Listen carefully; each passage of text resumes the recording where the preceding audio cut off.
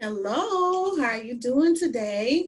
We're all I'm who's tuning in today. We're listening to Purposefully Playing Life Cafe, Purposeful Conversations. We have a beautiful queen with us today. I can't wait for her to tell us more about herself and her book. And I'm just looking forward to that. But we first start off everything in prayer. So if you want to bow your head and just kind of release whatever might be going on today. I know moms as caregivers, sometimes our days become overwhelming, but we have to make time just to make time for God, make room for God each day. So right now, just give him just a quick um, moment of yourself. Dear Heavenly Father, we come to you thanking you for this day. Thank you, Father, for a day that we did not have to receive, but you granted us this day, Father, as a gift. This is a gift, Father, and we give you ourselves back, Father. We give you our honor. We honor today, Father, just to be able to breathe, be able to take a moment to learn more about someone else, learn more about someone else's journey. Father, allow us to and bring others to you in a way that only you would want us to, Father. Each day, our purpose is to serve you. There is no other reason why we are alive but to serve you. Each day and whatever we're doing is to give honor and give honor back to you.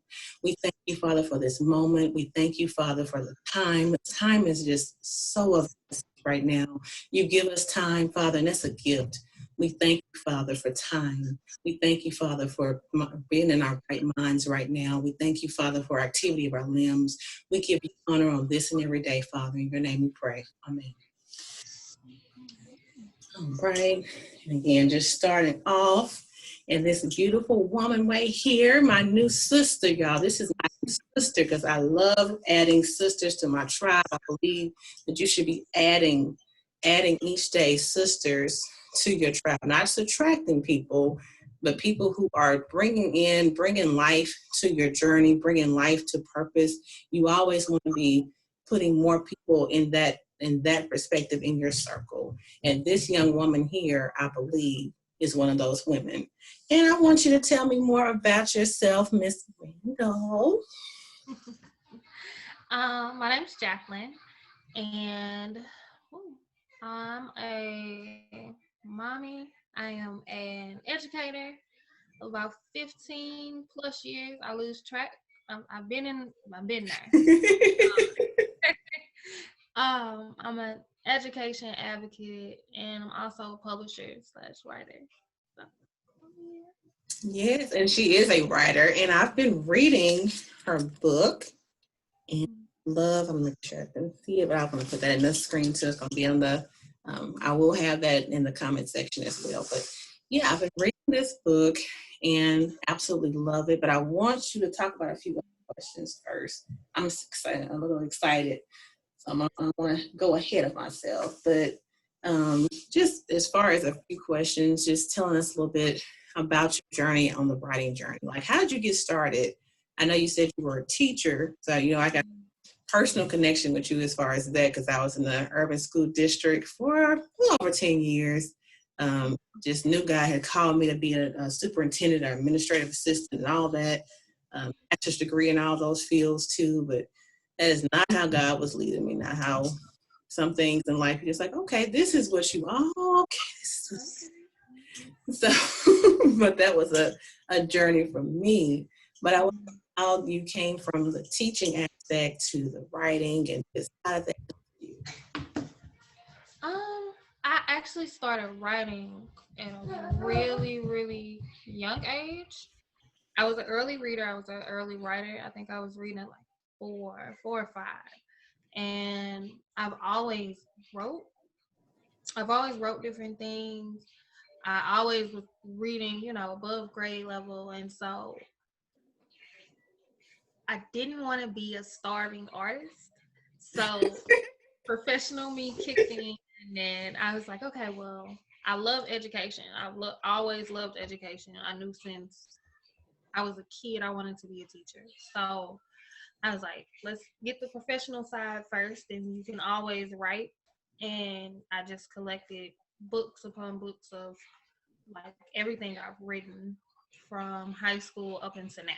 So it's You sound a little bit like me. That was one of my biggest reasons in the school system. I love being a librarian, just connection with you too. Just I love books. I feel like that is something you do to relax yourself. That is something you do to kind of motivate yourself, or just whatever kind of mood you have, a book to meet that need. So it's, even when you're cooking, when you're whatever it is, there is a book to meet a need.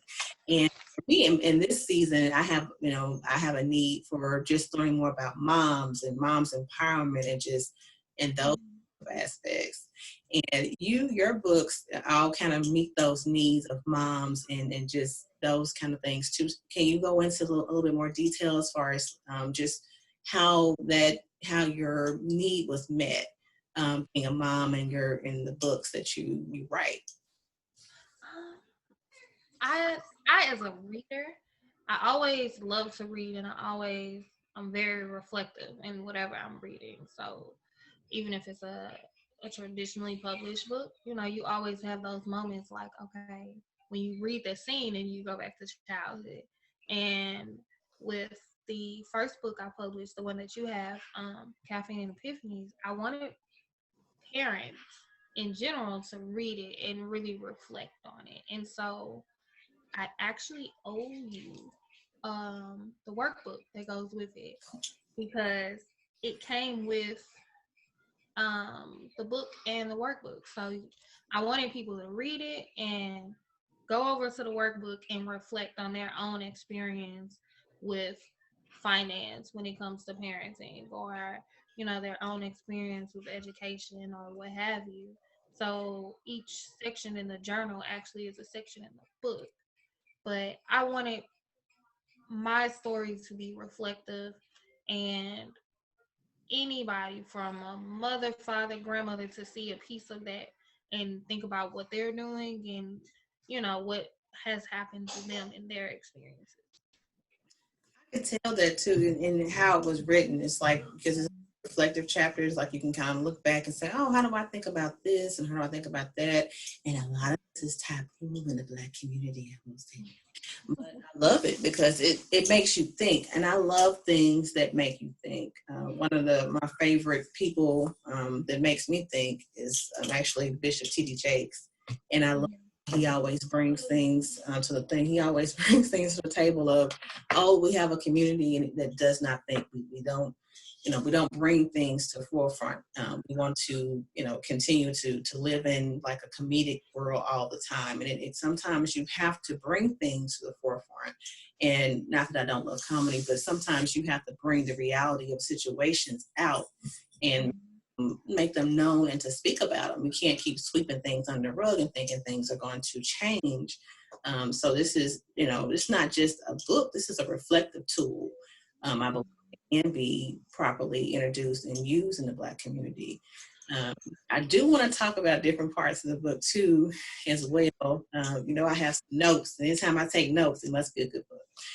But I do want to talk about, you brought it up already. Let's just dive into that financial part in the Black community.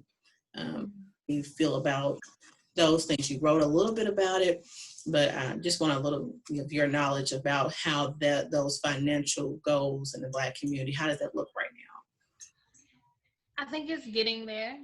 Yeah. I think that that major gap that was between the haves and the have-nots is slowly closing. Like, people are beginning to come off of the information to get to the have side. Yeah.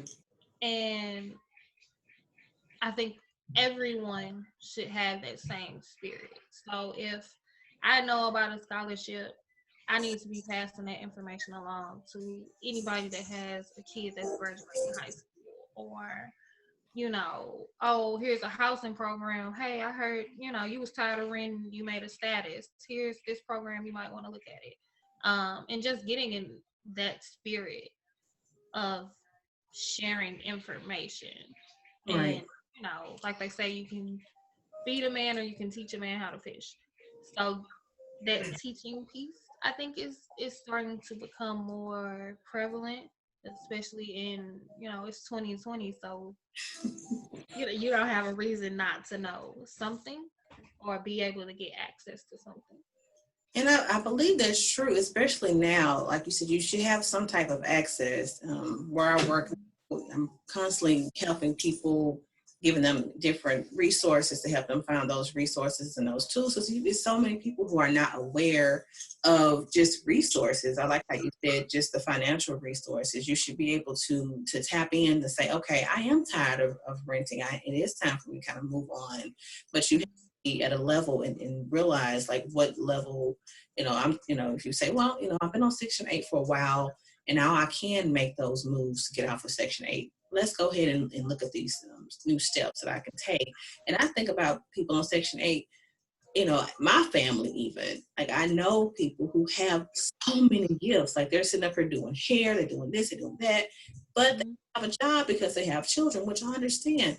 But if you are doing all that, there's somebody that's wanting to work with you with your skills so that you can start your own business. Don't think that because you're on Section 8, that is a mentality that you have to stay on, nor don't teach your children that that's that's something that they're going to have to do. The thing to get out of is stepping outside of what the situation looks like for us right now and teaching our children, building on that, things that they can move towards and build for. And I love that because you're kind of expressing that legacy in our families and different things. But I think legacy building is what you want to leave in your family, especially knowing the trials and tribulations that you may have gone through.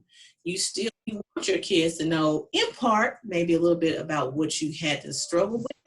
But you want them in okay, mommy struggle in these little areas here, but you don't have to struggle like that, baby. You can do this. You can move past that. You don't have to find a man to cover you. You can do this and cover yourself. You can do this because God gave you the wisdom to move forward. I'm sorry, I'm talking. I got excited because I think about parts. Oh, and I just, even with you mentioning like that Section 8 piece, like a lot of people didn't know that you can actually buy your house on Section 8. Yeah. And, they just tell you, oh, go get your voucher and they don't tell you the rest to where you can actually win, and get out of that situation and build that little bit of, legacy there and that little bit of equity that you can have. And so I'm a big do your research person. Like, you have to. And if I say something, I'll drop the links. I'm not just gonna like blankly say it. I'll drop the links and say, here's a good place to start, or here's a book to read, and it'll and piggyback off of it. But I think that's one of our things, because you have generations of parents that's passing down horrible information about finance in our community, and like I can think of a friend of mine where her mom was like, oh, y'all 18, just get y'all some credit cards, credit don't matter. And I was like, what? No, credit matters. Like, me knowing what my family taught me, I'm like, no, credit matters. But see, and that's the difference. You just said what my family taught me even about that. And I work in the school system. I know you have to know, like you would see different parents. You would see parents that are educated, who are teaching their children to have those educated thoughts. And then you have parents who are less educated and they're sending them, different financial thoughts and different things. Then you have people who, that you think, okay, Lord, I wonder what they're teaching their kids because blah, blah, blah. You have these stigmas in your own mind, and they can be some of the best parent teachers ever. Yeah. It's funny, like, just because you think, okay, this parent might be better because they have more wealth or they might be this, just to see who's actually putting those real thoughts into their children. It doesn't have to come, like I said, the stigma behind, okay, but they're in low poverty, are they doing this or that? I wonder how their children are being taught. But I would love to, for me, I love to see the difference in what I would think. That's my thing. I retrain my mind to think so much differently working with different people, because you have these stigmas. Oh Lord, what is Renika gonna come with this and that? And Renika could be the best child in my classroom because her mom has put in her things that she didn't want her to have to experience. And you know, you have little Sally in the classroom who knows nothing because mom has not taught her anything. Mm-hmm. I'm sitting up here, lawyer and doctor and all this stuff, but you have these stigmas even in the classroom about those things because you just don't know what someone is pouring in. And that's the biggest thing. Pouring in that knowledge to your children is huge, regardless of the situations that you might have experienced. But I want you to talk about situations that you experienced as far as in the book. I'm sorry, going backwards. I was a baby, y'all, so I go backwards in life with things that I do. But I do want you to talk about a little bit of that. I think like the first and second, I think those are the first and second chapters that you kind of just what you had to experience as far as you fell in love with one person and then he wasn't really the guy, and then you found another guy, and he was Dr. Jekyll and Mr. Hyde, and I'm just like, yeah, we've all experienced Dr. Jekyll and Mr. Hyde. We know that. So, but I wanted you to just talk on just how you were able to kind of overcome from those things and just your experiences just from that knowledge. Let me stop talking. You're fine. I think the best way I would say is having a positive mind about everything. Where now, I guess in like the whole 2020ness of the world, they're like toxic positivity, and I'm like, sometimes you have to be just ridiculously positive. Yes. So you don't get brought down into that dark space that a lot of people get brought down to in certain situations. But yeah, like not giving away too much of the story. My first, we call him, he's my forever friend. We are I will say he is the male version of me. And so we get along very well, but when we actually don't bump heads. I think we've had one argument in 12 years. That's amazing. Yeah, so he's like the male version of me. So he gets me, I get him, and so we have a certain understanding with each other. And since we started as friends, it was easy to see like, hey, this isn't working, but we're in this situation, so what are we going to do? And that's how we've carried on. And like the friendship, the parenting, nothing has changed. And you know, we keep each other, and it's funny that I'm actually having this conversation today because in my memories on Facebook, like I actually shouted him out today, was like, you know, I think it was Courtney Wayne made a video, and he was saying like when you have children, it makes you into like the ultimate hustler. Like you're not going to fail because you have children. And a part of like my piggyback on that was like there are moments where I may be, you know, just tired or what have you, and you know, my forever friend will call and be like, nah, get back in those books, get back to it.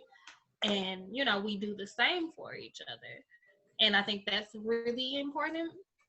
And I'm thankful for that piece of life and parenting, because there are so many negative situations. Right. And you know, for us just to be like, you know what, it's not working, let's go back to being friends, and it instantly went back to friends, and it stayed that way. And you know, he's seen me in relationships, and I've seen him in relationships, and you know, we're going to Chuck E. Cheese together. Come on, crew, let's go. So, and people are like, that's so weird, and I'm like, no, it's not. Like, it should. That's a blessing. That's not weird. That's it should be like this. Like, you shouldn't, you know, in the background there may be arguments of households or what have you, depending on the situation. But your children shouldn't see that. Like my children have never, Exactly. like if they hear me raising my voice, it's with customer service. Like they've never, you know, they've never seen that. And that's something I didn't grow up seeing. So I think that it really does start at home, and it starts with like the generation before. Yeah. And, you know, us as parents have to scaffold onto our children, you know, what we know, what we've experienced, and, you know, what we've seen. Like, I never saw an argument. And now that I'm older, and they're like, we argued all the time. And I'm like, really? Where was I? Was I outside? Like, I was in La La Land. I didn't know. I thought y'all were the best of friends. But I never saw that. So I had this more positive outlook on relationships and how they can work regardless, you know. Now the second piece, I think that was the second chapter. Right. That Dr. Jekyll and Mr. Hyde. Like and the I fact don't talk too much, don't give too much away, but yeah, that one, yeah. ooh, Every woman, I don't want to drop it, that every woman has experienced someone that reminds her of this character here. And then I say character because he's a real life person. Still, he is a character, honey. And the fact of let you say it, like I'm gonna say the things that you probably don't want to say, so I'm just gonna say he is a character. But I did like, you know, just how you were able to state those things, but still, you know, and even you were respectful, even how you mentioned certain things later on and just those things. But yeah, I'm sorry, I didn't mean to cut you off, but I had to say that. Like, he is a character. yes. He was a character. Praise God for change. Yeah. No, it's slowly but progressively getting to where it is he was, and that's a blessing to change, and I will give him credit for that much. Amen. But woo, yeah.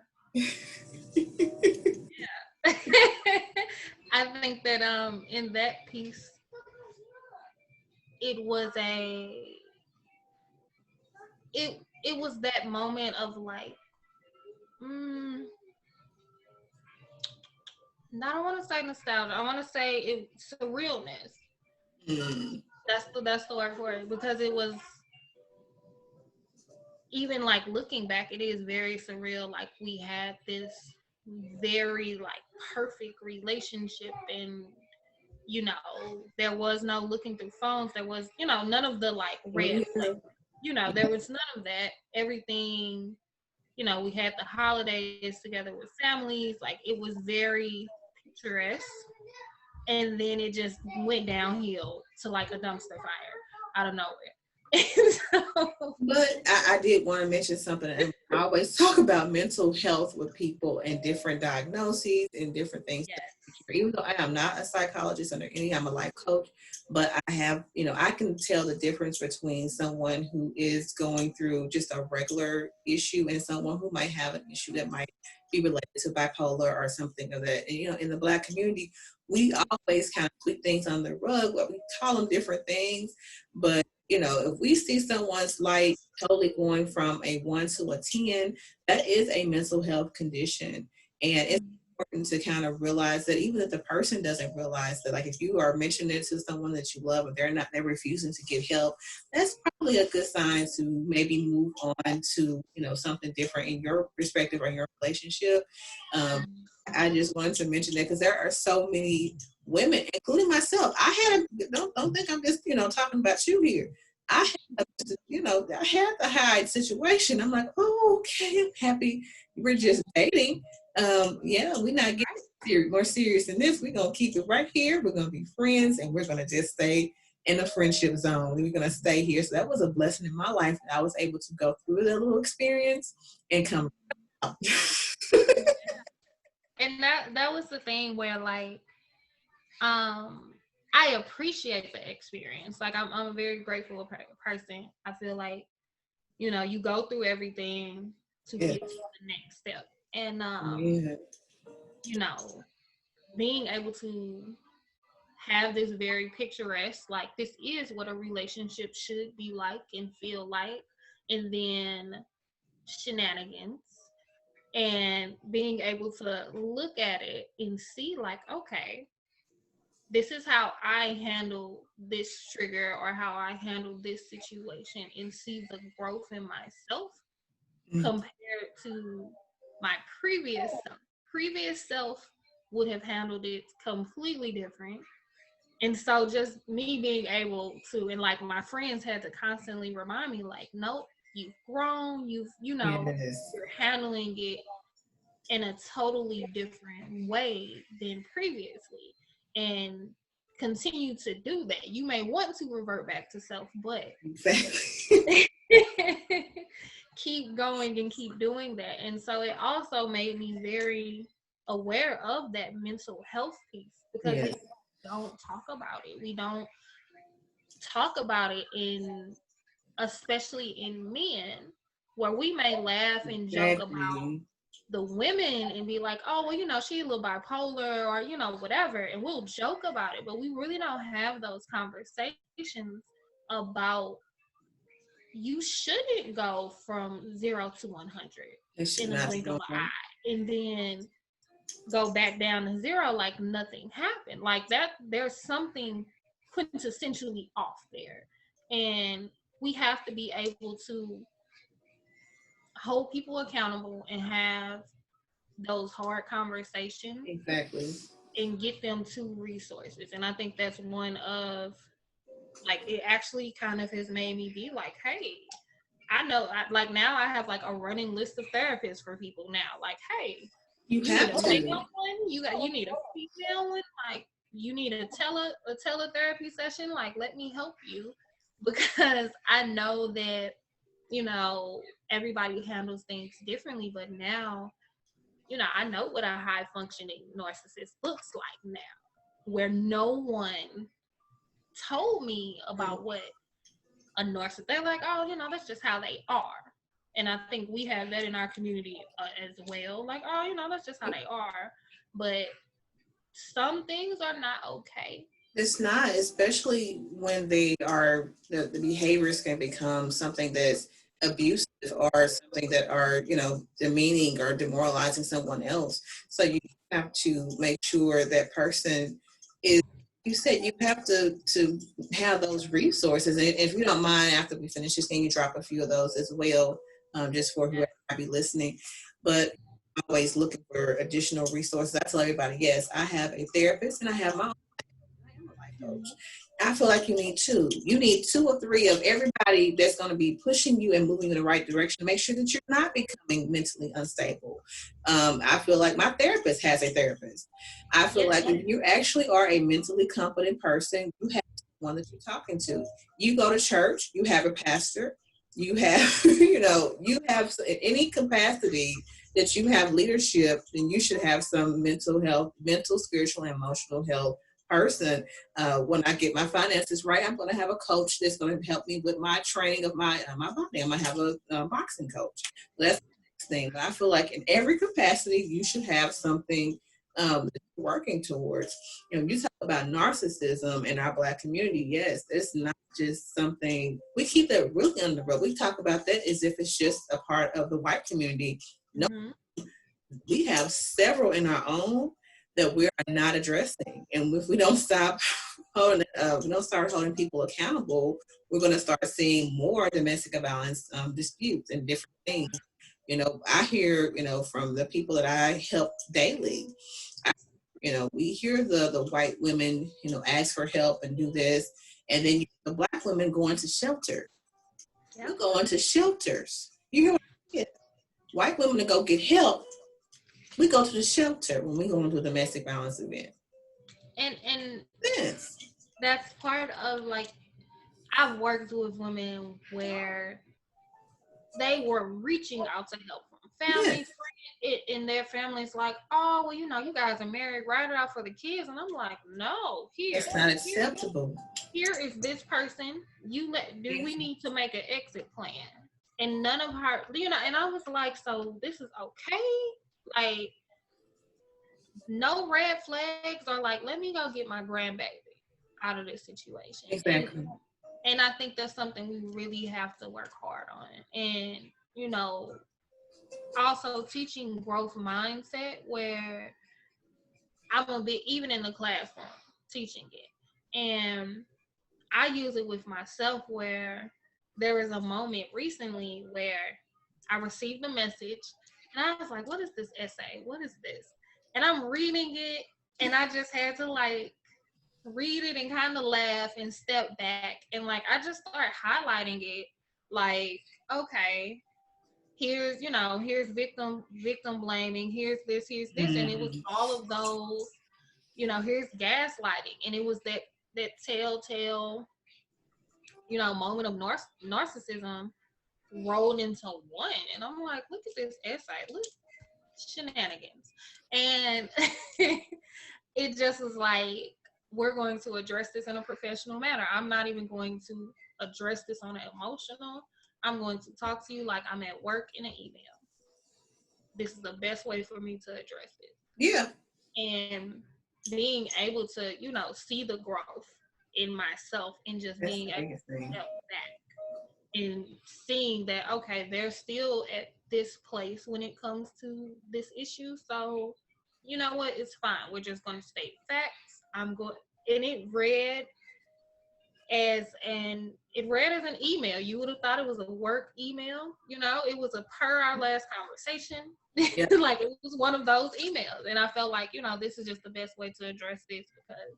And I think that's sometimes you have to step back and realize like, okay, if I address this as myself, I'm going to come out of my own character, and that's not the one me to be. So I love how you assess different things, and I don't want to talk to you too long because I know you don't have. We gotta keep going. So I love that because if you don't assess things in a different way, sometimes you're going to step out of your character. And I love even transitioning into your book, just how you were able to transition that woman of God that you are into how you do co-parent and do things with, you know, the other side of that. Just kind of fast forwarding into real life perspective. How does that work for you now? Like, I know you just said, you know, with that email, you had to do that with, you know, and different things. How do you do that even now? Like, how do you co-parent with that particular individual? Because I think the young lady is she still with him? I'm not sure, but if You know, I don't even know.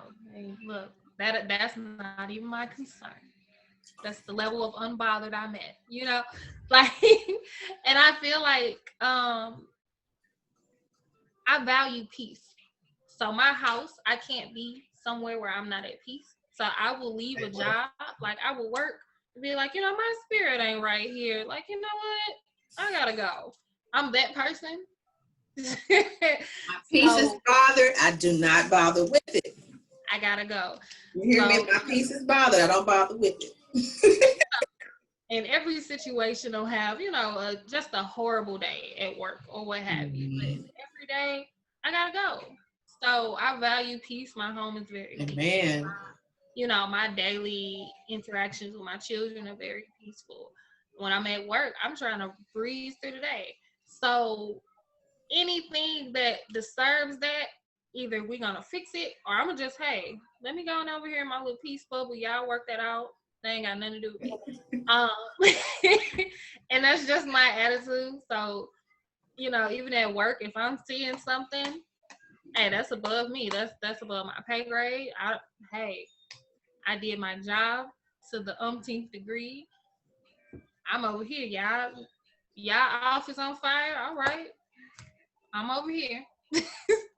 So, And I think that is a logical way of doing things as well. And I always talk about one of my little favorite people. I love the whole T. Jakes family, but I really love in the last 2 years with Sarah Jakes Roberts, and a lot of things that you say do connect just with different spirit, like with her, and she has the co-parenting of different things that she's gone through as well. She had a similar journey with, it seems like a similar, I was going to say creature, but a similar experience.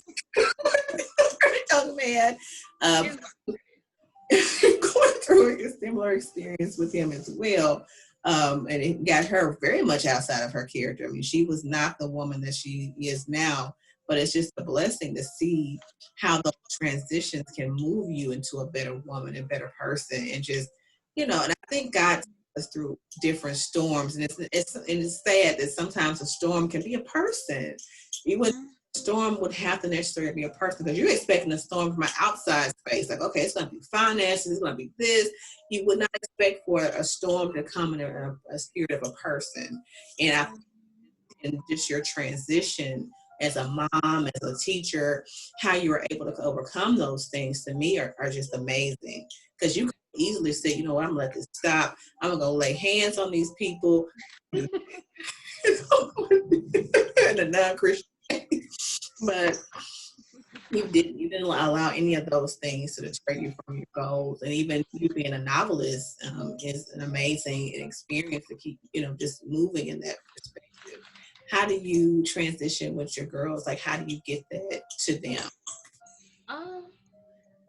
We are very stable, and I think even working in a classroom, you see the kids that have a more stable household perform better. Yeah. And so with my eldest, I say both my girls are Army brats, because I'm a vet. My oldest, her dad is still in, and we made that conscious decision, like, who has the most stable household. So of course we could be with him and relocate every 2 or 3 months, or have to deal with he's home and then he's absent, or we can create this stable environment and make her able to succeed, so she sees stability and doesn't have so many transitions. Right. And so we raise them in that. And when we go to wherever he's stationed, or we go to his hometown, like, it is a breath of fresh air, because we're there for weeks at a time. And it kind of adds a different level of balance, because what's that show, was it Andy Griffin, where they had the main street, and it was that southern charm, that main street. It looks like their town still looks like that, with all the buildings lining Main Street, and they still have land where the kids are barefoot in the fields just running. And I'm like, they get that balance from city life to country life. And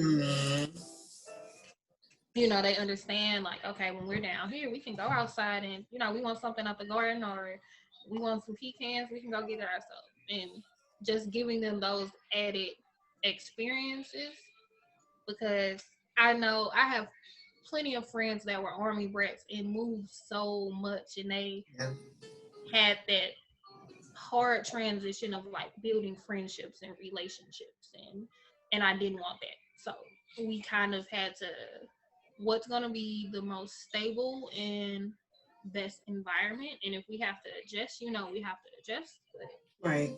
We're very intentional about that. I think that's just parenting. The more intentional you are, the better the outcome. Even with holidays, do you make it about the consumerism, or do you make it about family and the real meaning of certain holidays, or however you want to spin your twist on it? And you see the results, and the kids is like, I spent $1,000 on Christmas, and you have some kids where they cool with $30 worth of gifts, and they're just as happy as can be, and you see the difference. So it's very intentional. And I have to correct you in your wording, because you said that's just parenting. No, that's good parenting, and that's what you are doing. It's the choices that you make. Like, we can parent. A good parent, like you said, it takes intentional. It takes you having a good habit forming things that you're doing, that you're actually connecting with someone. You're actually trying to connect. You're reaching out. You're going above, their particular attitude, mood swings, whatever have you, because you want your children to have a stable life. You know the goal that you're setting for them. You see potential with both of your girls. You already say, okay, I know what I want them to look like. I know what their potential is. So let me see what things I can do as mom to move them and push them towards the goals that I can see. So even when they get there, they can move to the goals that they have for themselves. And I think that's the difference between just parenting, because I'm seeing people parent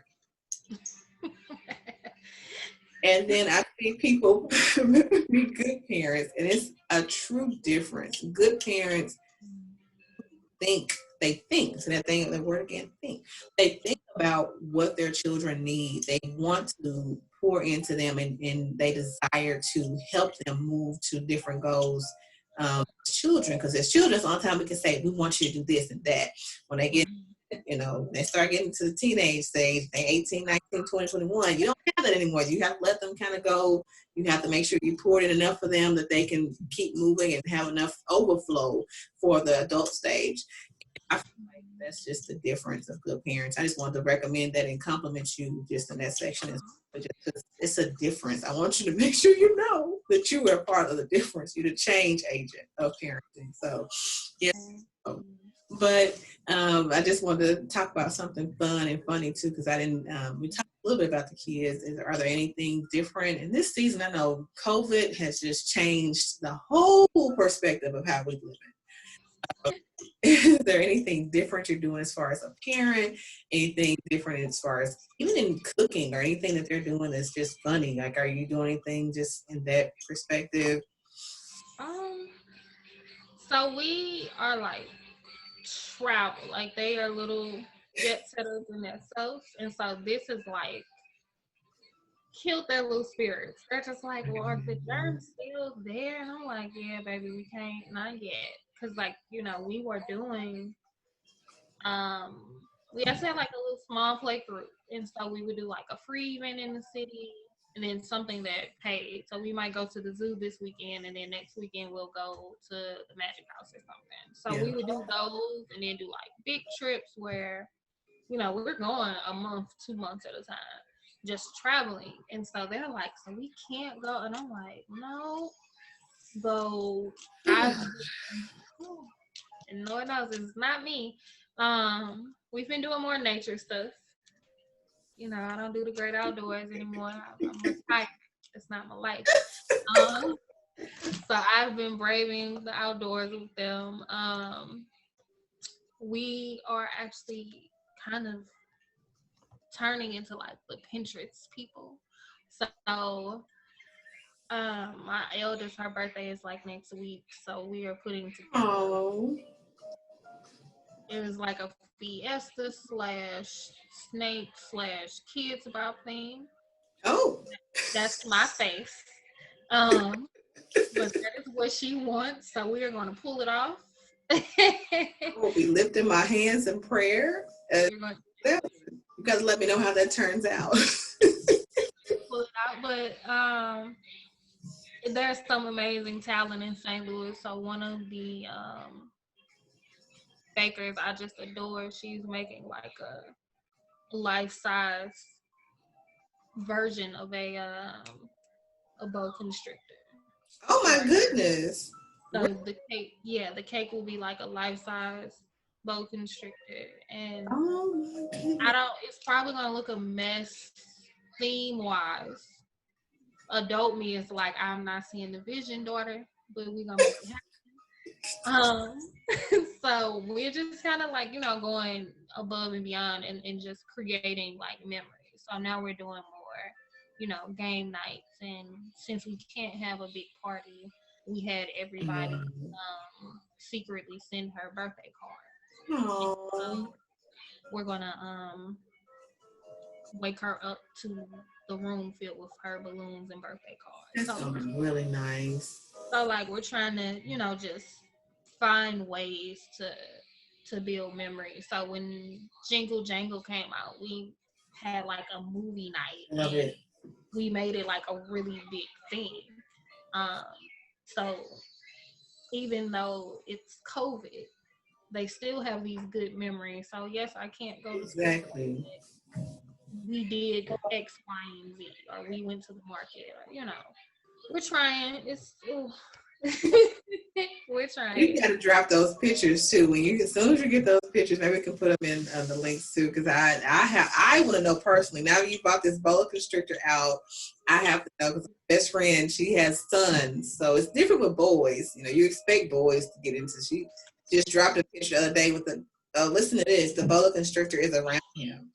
The whatever big snake. I was just like, oh, okay. Yeah. And I know Daniel is going to be wanting to follow in his footsteps. So that's his friend. I'm just like, no, I can wait. But I know it's coming. So I'm just like, I might as well get my mindset ready. Maybe it's just the age that they are that's what they into. But drop the pictures. It's just amazing to see what kids can get their minds for. And the one thing about COVID that I am grateful for, and I have to look at the grateful sides of COVID because we can all look at the negative sides and get depressed.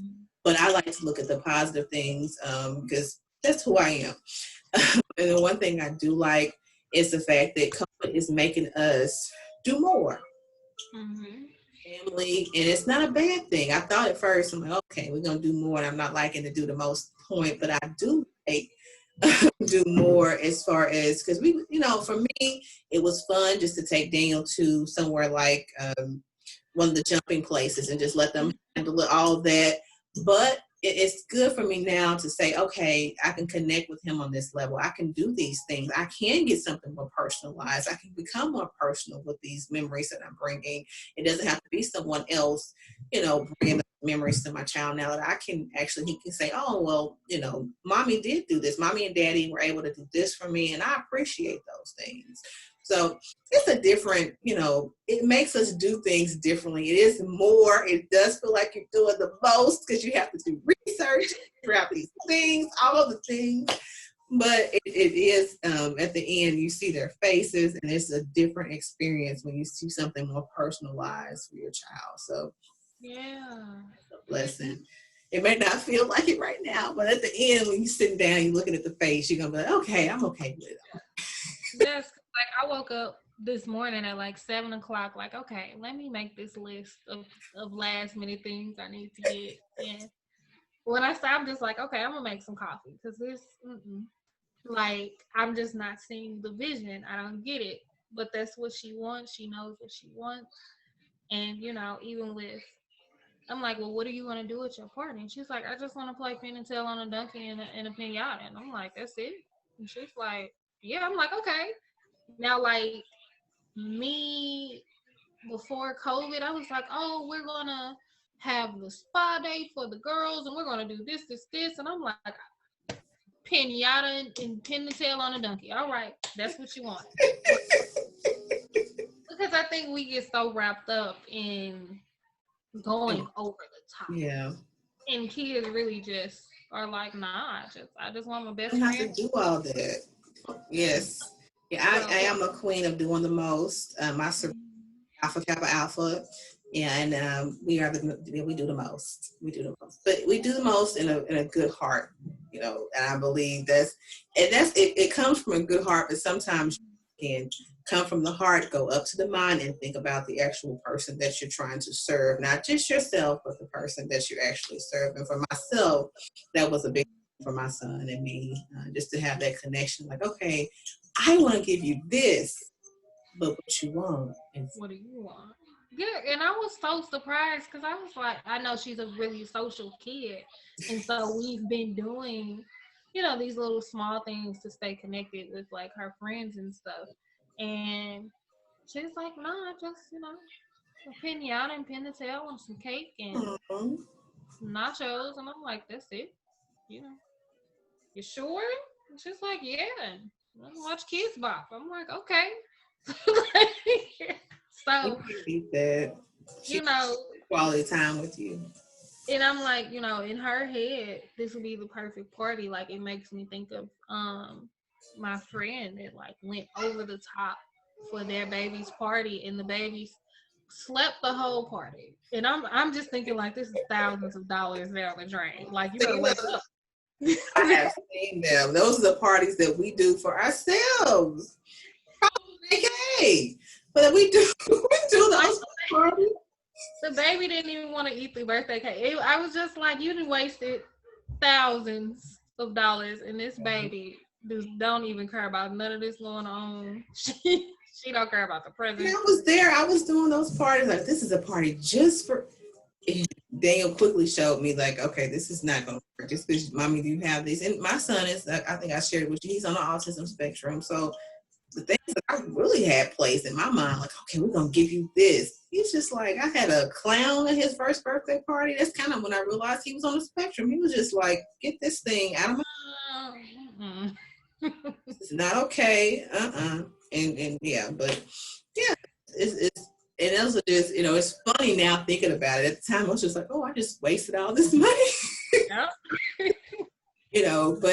but it's just that eye-opening experience for me. And I joke about AKA me being that part of it, but everybody's different. That was my eye-opening experience for myself. So just saying that, yeah, okay, I have these intentions, and these are not the intentions that are good for my sons. Let me figure out how to merge those ideas. And that's what we've been talking about throughout the whole process of this, just learning our children, make sure whatever we are experiencing, we're going through the process is making our children, the whole point is to make our children stronger. It doesn't put us through anything not to be able to teach someone. So like, those things, those journeys, even in the smallest aspects of life, are just going to, merge those whole things together. But I don't want to hold you too much longer. I just realized what is. I wanted you to speak on, just, if you don't mind, if you don't, just let me know, talk about a little bit behind your business, just how people can reach you, all your platforms, those kind of things as well. My business is C and E Reflections Inc. And we are on Facebook and Instagram.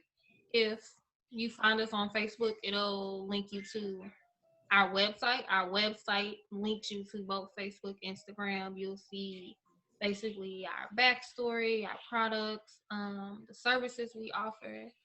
And since it's we're wrapping up 2020, basically wrapped up for the year almost. But my goal is to not only publish my books, but amplify women and people of color books. And I know we have amazing stories to tell, and nobody can tell our stories the way we can tell them. That's just what I know. Like, fundamentally, I don't care if you have a PhD, you cannot tell my story better than me. And I want us to, have confidence in that, because I've had writers come to me like, I wrote this when I was, in a dark place and this, and it may not be good. And I'm reading it and crying reading it. And I'm like, please let me, help you put this on a page and get this to other people, because they need to read this and they need to. And so we have, 2021 is going to be an amazing year. We have so many great projects coming out, so many partnerships coming out. But everything is on our website. It's ce-reflectionsinc.com, and it'll link you to Facebook, Instagram, emails, and all of that. Love it. But yeah, that's me in a nutshell. I love how humble you are, even as you talking about this. Just like, yeah, it's just something I'm just doing this. This is your business, your LLC. This is your life, and you're so humble. I love your spirit. I love your book. I'm looking forward to learning even more books and doing more with you as well, because it's just, you have such a sweet spirit, and it's humble, and it's because of the things that you've gone through, I believe, that just have made you into the strong woman of God that you are. But I don't know if you wanted to speak about anything else. I know we need to wrap up because we got mommy things to do. Speaking over here, like, what are my children doing over here? No, so you mentioned when you first opened up, you were like, so tell me about yourself. We actually have a prompt journal called So Tell Me About Yourself, and it is 99 self-reflective questions It is amazing. Each question, each quote was handpicked to get readers to really, really look into themselves. And it actually can be shared. So if you wanted to do like a couples game night, or even if you wanted to share with like your spouse, you could share the questions. And one of the questions off the top of my head is, how do you choose your friendships, and what is your longest friendship? And it makes you think about, like, really, really, really think about self. And then Hello? when you share with others, you see their train of thought. And it was very intentional because, when you're dating, you ask the basic questions, but you don't ask them, so what was the darkest time that you faced? Like, you don't ask that because it's not something that happens. Even in relationships, you'll have a really, y'all doing great, so you don't even want to rock the boat. But this is a way to kind of build that intimacy and build that, like, Ease into it, right? build that. And even it's broken into sections. So some are about yourself, some are about how you deal with others in general, and another section is like your goals, and then one is relationships. And so, you know, I can run into somebody right now and they can say, "Oh, I want to be married." And I can say, "Okay, I want to be married too." But we didn't say what our ideal marriage Words looks look like. like. Mm-hmm. And, what do you believe in gender roles, and what does that look like? Like, I have to stop you right here. Right now. Where were you 10, 15 years ago when I met my husband? We didn't need these questions. And no, I'm just joking. Yeah, I think these questions can be very beneficial. I love those questions. Just to think about that process when you start to get serious with somebody, that is the time to start asking questions. But if you don't start asking questions then, you're gonna figure out some stuff later. It's gonna take some years to dig through and process things that you could have just simply asked questions about then, and maybe had a little mental, therapy sessions and keep going into your relationship to keep it moving, or maybe just relationship. Sometimes an end to something is things that we need to learn to do. If it's not bringing, that's why I always express in the beginning of every show, I only sisters into my life that are going to add. I don't put people who are going to subtract. I only put people who can add, whether it's positivity, whether it's love, whatever have you. If you're not adding, subtracting. and like, it just was so funny. Like, and in my head, I was like, yeah, it was meant for us to do this, because the way you opened, like, and I was like, hey, but it was something that I was like, this is something that we should be doing within not just ourselves, but our relationships, but our families as well. Yes. One of the questions, like, what has been passed down to you about a successful relationship? What does that look like? Where Grandma Pearl might have said, well, he got a job and he taking care of you. But she neglected to say, you leave when you're not happy, or you leave when he hits you, or he has that other family on the other side of town. Come on now. Come on, Grandma Pearl. Now don't be talking about Grandma Pearl now. You just said that. Where he has a job and he takes care of you, right?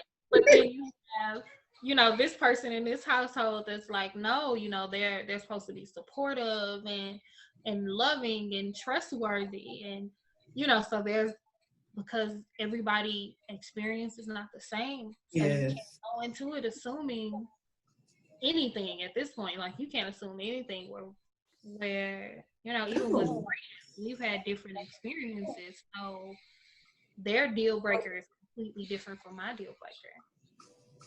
So I think it's an amazing piece. We're working on expanding it to do a version that teens can have. Yes. Oh my goodness. Yes. Teens can use In this. the yes, I used to work in the high school. And Yeah. my first experience there, I'm from the country. First of all, I'm just gonna let you know I'm from Jackson, Tennessee. I'm not even from St. Louis. Mm. Been here over 10 years. But just to be able to experience the high school students, Ooh, my bless your first heart. day, I was there as administrative assistant principal, so I didn't have to teach, thank God. But uh, but my first day there and seeing just the relationship of one student, she was dating a male and female. Mm. And the fact that she was 17 and she was just like, okay, I know, and they're both, I'm like, okay, you okay to do this, but to have the relationship. But what we don't want right here is you doing this to take away from your academia. You're doing things right, and you're in school. Can you get back to the school level right now? Y'all are out here doing things that you should be doing, maybe at 21, 22 when you're figuring things out later. You're putting forth things that you have not processed. Whatever you choose is up to you. That's what you choose. I don't judge anybody. Even though I'm a Christian, I have my own views about that. I don't judge people with that. But at the same time, you're not taking away from your academic status right now. You can get your butt back on to class. Mm-hmm. What you need to do. You're not thinking. And like you said, those questions, those thought-provoking questions that you have, and put those, thoughts that they don't have. Oh my goodness. Our kids are so intelligent, but they have no thought-provoking skills. Mm-hmm. And It's and like, where is the common sense? But I'm sorry, yeah. I don't have long. I'm sorry.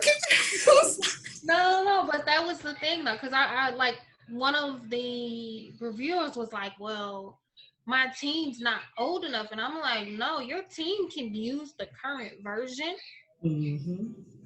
but you have to be ready for their Guide release. them, yes.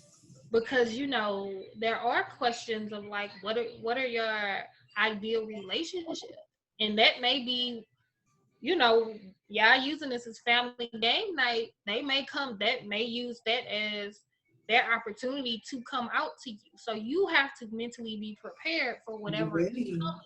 Or your spouse may share something that you didn't know about and you may not Now, be ready to handle. So if you want to use it for yourself, use it for yourself. If you want to be open, you have to be open to receive all whatever. these questions for myself. I'm sending you this today. We're going to cash out. We're doing something. I'm getting my questions today. Y'all better get y'all questions. I'm telling you. Stop And looking questions. I hate we did this weekend, because we actually were going to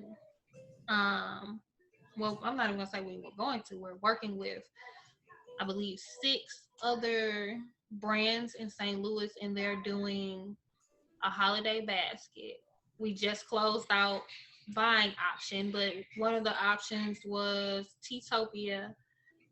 Teatopia would be included. There was Ames Papery. So she is a Black owned greeting card designer. Oh, wow. They look so, like, they look better than Hallmark. They're amazing. Hello? And they're all either Black owned or people of color businesses in St. Louis that are Please in. drop those links. Drop all these links when you get finished because I love Black owned things. Not that I don't support everybody, but I really like supporting people who look like me. And so I hate we did this today, because we just closed out ordering yesterday.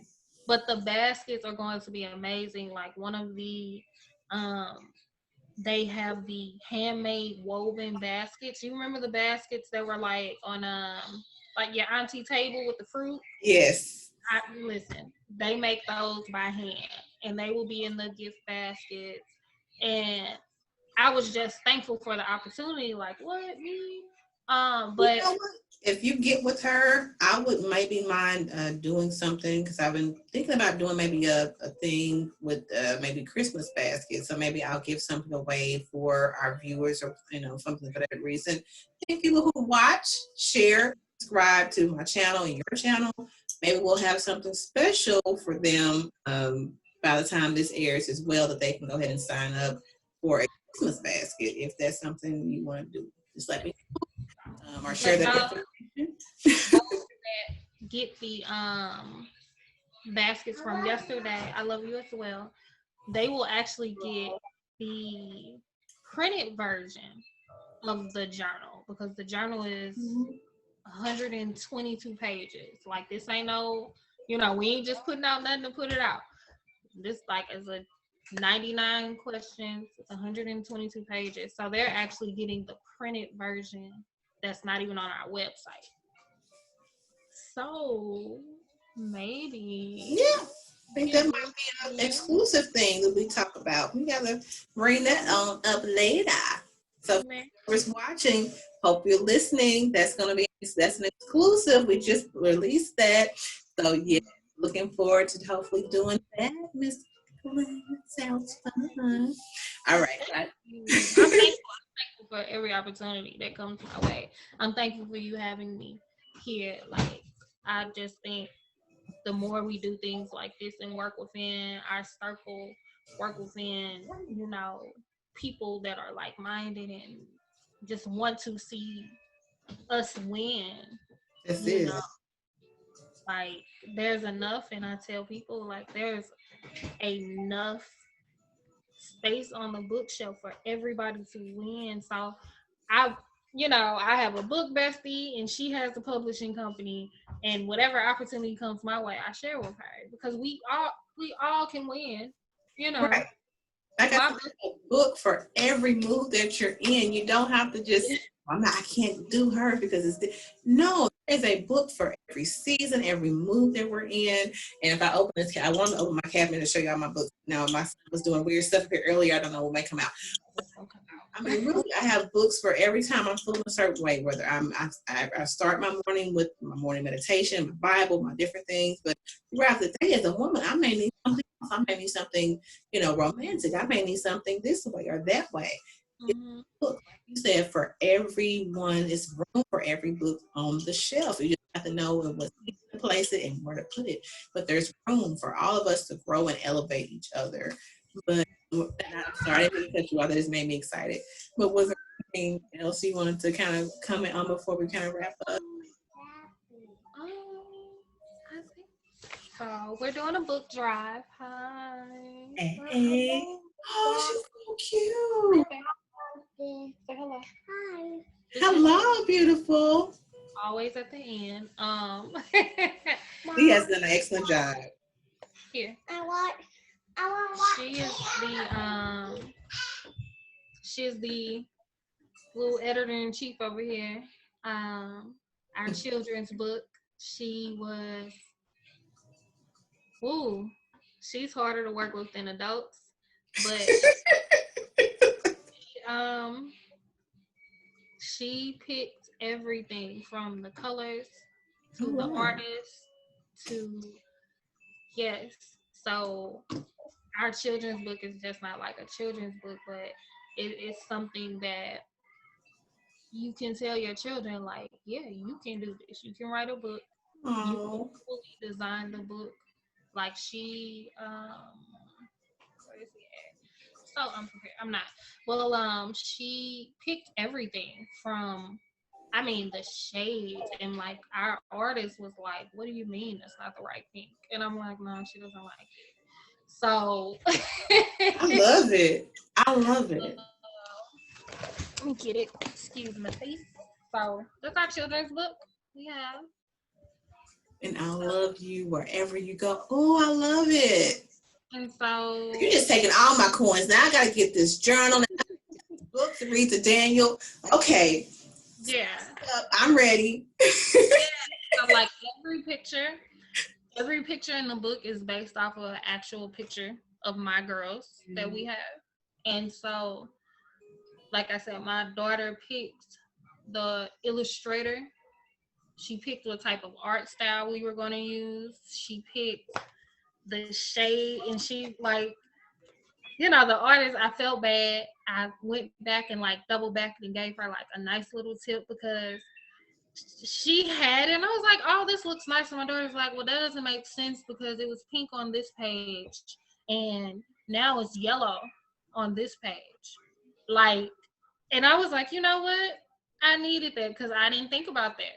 But you're a kid and the book is for you. So my little editor in chief, she was very hands on with that. But it's a story, basically about sibling love. We felt Oh, that there weren't enough books. There still isn't enough books with Black babies on there that nice. just talk about love and growing in love. And the back of the book actually has tips on parents or tips for parents on how to create that between siblings, how to make the adjustment from one child to another child, and still find time for Love yourself. that. Like I said, every book is very reflective. Every book is very intentional. Um, I see I passed that down with my daughter. She's like, well, why is the writing on this side? It should be over here. Like and I know my orders probably wanted to quit, but I love the outcome. And we launched in August. I think we launched in August. I think I only did a month of pre-sales. We sold over 1,000 units already. We've hit 2 countries and like X amount of states. And we just started the book in August. So it's been an amazing ride. And like I tell people, like, hey, if you're gonna publish with me, you gotta be ready to work and you gotta be ready to win. Because we just not doing this to do it. You gotta be ready to work, Man, ready to win. you And heard that. So if you're looking to work with her, it's gonna be work. Be ready. and we have to win. And so it's been an amazing ride. Like I say, it's been an amazing ride. I can't even say really how far our reach is because we've got to include it in so many different book boxes. Right. Um, so who knows like how many cities it actually has hit. And that's one of the things like I work with the writers on, like, don't just push your book and think, okay, I have to do book drives or whatever. Like, no, there's so many different avenues. Yes. And 2021 on New Year's Day, we will be releasing um our newest baby. It is just full of gems. It is woo, I'm excited. But it's our newest gem and it's for writers that are already published or thinking about publishing. And it's all the tips from myself, my mentors. My mentor is a traditionally published, and I have one that's independently published. I strive for people to do independent publishing, but the title is called This Ain't That. It is the keys, and when I say it is, I'm not just giving you 400 pages of nothing, because we actually did the research. We went to the libraries and checked out all the how-to publishing books, and it was nothing in there. Like, listen, when I say none of those tips are anything we use, and I'm like, you would have wasted $30-$40 on nothing. And so that is why we intentionally chose the title of This Ain't That. It is not. Every page you are getting a tip that we have used that we know works. I'm giving you the names of the programs that you can use. Come on now. I'm like, if I'm gonna give you a key, I'm gonna give you a key. So I love that. I love it. So many people give you keys and then send you to the wrong doors. Exactly. Okay. You're like, wait a minute, you said, dude. Like, I'm telling you about the back work that we do as far as like writers go that people don't tell you to do. Because I've worked with authors and they're like, oh, I got my ISBNs, and I'm like, yeah, okay, but you bought them from Amazon, so they don't matter. you just wasted your money. You know, like those things where you're just kind of following this guide or what you found on Google, where it's completely laid out. Where like, okay, you did this, now you need to do this, and then you need to circle back to Love this. it. And so that will be releasing on New Year's Day. I can't wait. We got another exclusive. I get all the exclusives. Hello. We're taking pre-orders now. I'm very excited because I felt like as a writer, thank God I had people that were genuine and that actually wanted to see me win.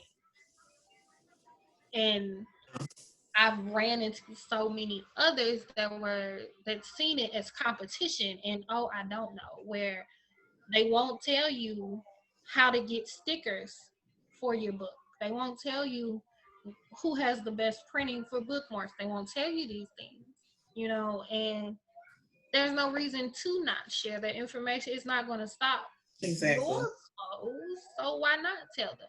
You know, your budget may not be my budget. I don't know what you're working with over there. So, so you know, even if you say, hey, I want to make a book like this, what illustrator did you use? Like they wouldn't share, and I'm like, I could Google what illustrator you use, but why should I have to do that? Right. And what you're saying brings that ladder. Like I was just talking to my husband about my new logo and different things as well. I have to get with my person. But one of my logos that I will have is a woman kind of being chained to her own ladder. And because it's so many reasons why we may be chained to that ladder or different stuff, but being chained to the ladder by someone that should be elevating you up from the ladder. Like kick the ladder down, we burn that thing, and I don't understand that. Like as a woman who I guess I'm a woman who loves elevating people and pushing things out of people so I can see them grow. It thrills me to see somebody else, you know, moving in their purpose or moving or however that looks financially or spiritually. I just can't imagine kicking the ladder down for somebody else at this point in my life. Like that's just something I just can't even imagine. But to hear you actually talk about how you're pulling people up this ladder with you, I can just imagine the writers and the people that you're going to bless because you're bringing this out. All they have to do is read. We do have to do some work, people. They gotta work. Listen, you don't have to read. If you want to write, you're going to have to be able to read.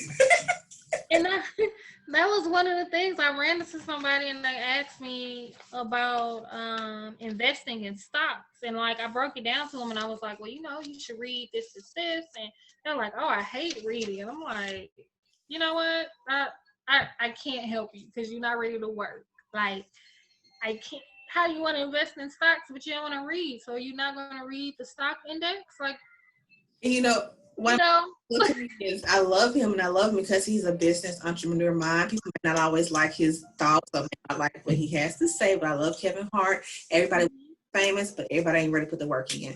And that is so true. I mean, people want to have all these things, but what work as a life coach, that's my thing. What work are you going to do each day to put that, you know, put your vision for it? Your work, your vision takes effort. Now, Jesus came down here, but he better believe he was working every day. Jesus put work in. Jesus just sit down and chill. No, he was walking, he was doing, he was moving every day.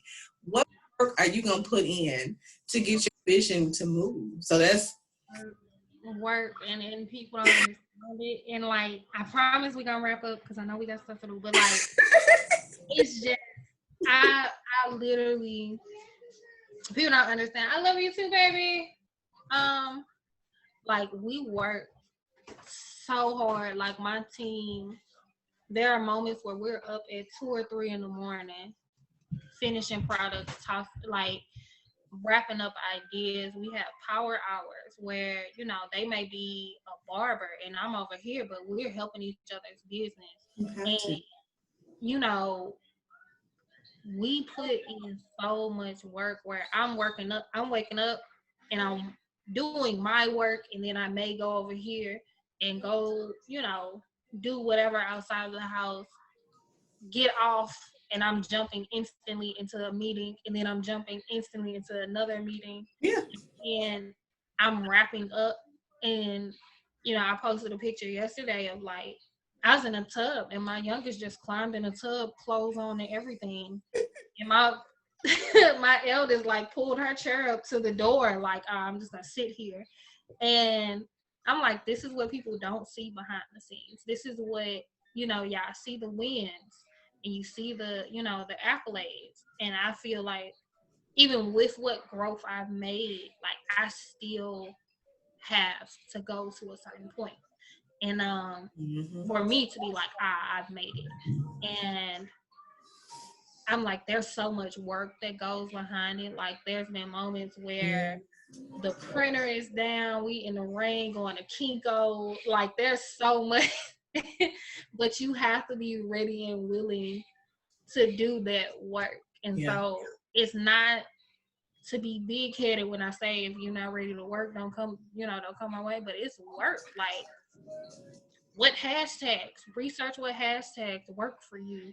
Because what I use may not work for you because you have a book about fishing. I don't know nothing about fishing. I don't know what hashtags you need to use, so you have to do that homework. And you may have you may work for UPS or whatever. So when soon as you clock out, you need to go on and head to Instagram and do your homework. And if you're not ready to do that and be willing to really jump in and dive in and do it, then don't. don't, because like business. Like I think people think like, okay, I'm just gonna write this book, and that's it. But it really is. Even right now, I think I shared with you, I'm getting ready to hopefully, my exclusive, I'm getting ready to hopefully open up my LLC officially and have everything hopefully laid out by the end of this year. But it's work in that. It's not just like, oh, she gonna do. No, it is work. It's work. It's research. It is reading upon reading. It's taking self-building classes for myself. Even though I have a master's, I have business degree, blah, blah, blah. It doesn't mean anything. I have to put these things into motion, into action. So if you have a vision and you feel like you have a purpose in writing, it's the same. I don't think it's a difference. You're going to be putting that same motivation and energy into what you're doing. So, yeah, I totally agree. I can't wait to see your upcoming projects and what you're going to release. And I'm excited. I'm excited for the exclusives that you shared with me. I got exclusives. I'm all about exclusives and keeping everybody, up to date on what's coming. I think, we just have to constantly find ways to pivot and make sure everyone knows what we're doing. Algorithms are kicking all the entrepreneurs' butts right now. They constantly change. Yes. So word of mouth still is it is. It's the transition piece between the algorithms. You can't move. You can, nice to say, well, I'm going to do this, but you have to be able to line up your transitions with what they're saying. Yeah, because, algorithms, like, this will be on Facebook, right? Yes. And theirs change by second. Yeah, and people were like, I paid for the advertisement, and I'm like, yeah, but you're not getting 1,000 views per day. You're getting 25, and they're spreading this out, and your friends on your friends list still may not see your post. So algorithm. No one is sharing. That's all I say. Share. Share with engagement. I will love you. Share for me. all of that. The Instagram hacks are in there. The Facebook hacks are in there. The Amazon hack that everyone likes to use. Oh my goodness. I don't even use Amazon, but I know it and I'm sharing it. So please. Yes. Cannot wait. I'm signing up. I have some things. And my husband was like, what's coming out of my bank account? You don't worry about that. This is all self-improvement goals and things. So yes, ma'am. I'm happy that you share. I'm so blessed to have you on this show. I do not like calling the show. I'm so blessed to have this conversation with you today. And I'm praying that whatever queens that are listening to this that have been empowered, that they will come out of this knowing that, that wanted to share this information to enlighten and empower them, because there's so many things that we don't talk about in the Black community that, we say that we're going to talk about, we say we're going to elevate people, but who's actually willing to share their tips and share those things and make it accessible? And I appreciate you for making these things accessible for people, being able to find them on your website, to be able to just find you. So we're going to make sure we drop those links so people can easily access your information. And I'm going to be making sure I'm pouring into you as well, because I love what you're doing. And again, I can't just say I'm so thankful. I'm thankful enough for having you on here, mom and entrepreneur, and just business-wise, girl, you're moving, shaking. So yes, ma'am. So unless you have anything else to say, we're going to go ahead and close, and stay with me after this as well. Okay. No, I think I covered everything. I probably forgot something, but I think I got everything.